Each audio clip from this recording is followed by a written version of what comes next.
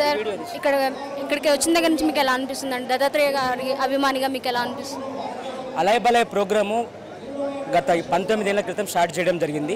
ఈ ప్రోగ్రాము నాకు తెలిసి ముషిరాబాద్ కాన్స్టిట్యున్సీలో 300 మందితో స్టార్ట్ అయిన ఈ ప్రోగ్రాము పార్టీలకు అతీతంగా అన్ని పార్టీలకు అతీతంగా రాగద్వేషాలు లేకుండా అందరూ దసరా రోజు అలాయ్ బలాయ్ ఎలాగ చేసుకుంటామో ఊర్లో జమ్మి తెలుసుకొని జంబ్యాక్తోటి పెట్టుకొని అలాయ్ బలాయ్ మనం ఎట్లయితే జరుపుకుంటామో అదే విధానాన్ని మాజీ గవర్నర్ హర్యానా గవర్నర్ బండారు దత్తాత్రేయ గారు 19 ఏళ్ల క్రితం మొదలు పెట్టడం జరిగింది.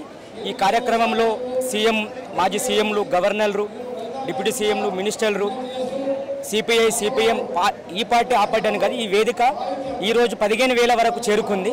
ఇక్కడ వంటకాలు అయితే చెప్పనక్కర్లేదు, దాదాపుగా 51 వెరైటీ నుంచి 100 పైన వెరైటీల వరకు వంటకాలు ఉంటాయి.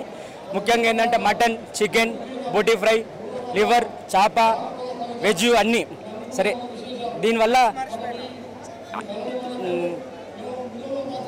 సార్ ఇక్కడ చూస్తే చాలా మంది కళాకారులు ఉన్నారు కదా, మరి వారి గురించి మీరేమని అనుకుంటున్నారు? వాళ్ళు చాలా మంది ఇప్పుడుతో మాట్లాడడం మేము, వాళ్ళు ఇక్కడ వాళ్ళ బాధల గురించి తెలుసుకోవడానికి వచ్చారు. మీరు ఎలా ఫీల్ అవుతున్నారు?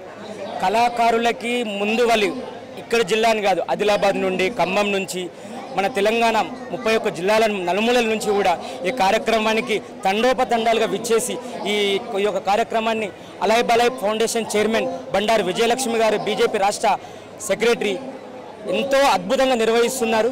వారికి మా ఓబీసీ మోర్చా తరపున ధన్యవాదాలు తెలియజేస్తున్నాము.